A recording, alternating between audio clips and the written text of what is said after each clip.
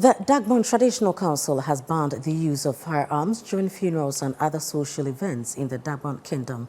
The council expressed concern over the alarming rate at which firearms are seen during funerals and the installation of chiefs. Our Northern Regional correspondent Mohammed Aminu M. Alabira reports.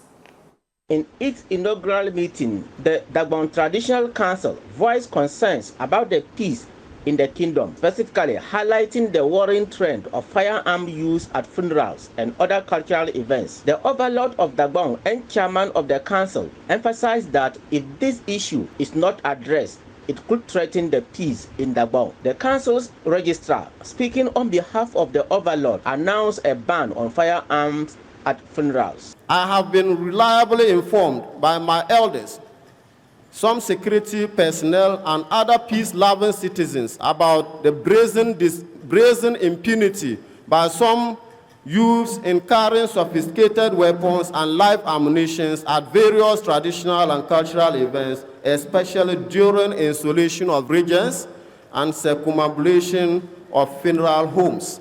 Therefore, I am directing all chiefs and the youth in Dagbon to henceforth stop the display and use of assault rifles during funerals. The overlord also stated that he will work with regional security forces to strictly deal with any chief or individual who disobeys the directives. As a matter of agency, all members of this August Council should implement this directive within their respective traditional areas.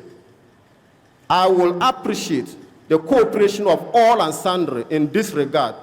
I will also be engaging with the relevant security agencies to support these efforts in combating these menace. The chairman of the Northern Regional Security Committee and Northern Regional Minister praised the overlord's directive, expressing recent satisfaction and commitment to ensuring compliance. There is no reason for which any one of us should defy what he has said. And that is the reason why I said that my Rex's heart has been gladdened and that we would support the Dagbon Kingdom to make sure that the Dagbon Kingdom remains stable and forward-looking. Additionally, the Dagbon Development Committee, responsible for the reconstruction of the Bewa Palace, handed over the keys to newly constructed houses to affected families. Plans to modernize the Bewa Palace require the demolition of several nearby houses with new homes built to relocate the displaced families. Today, the committee handed over the keys to about 18 new houses to these families. When they were not here, since they were at their places, they were all seated there peacefully. So we want them to come and stay here peacefully so that Dagbon will move forward.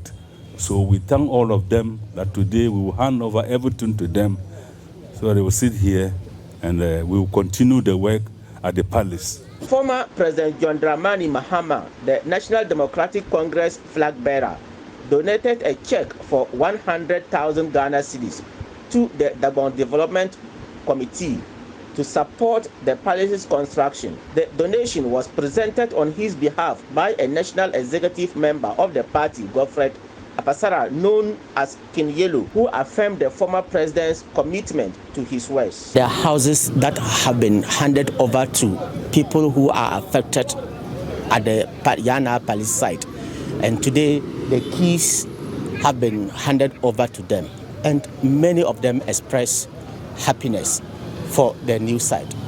From Yendi, Mohammed Aminu M. Alabira, reporting for Channel One TV.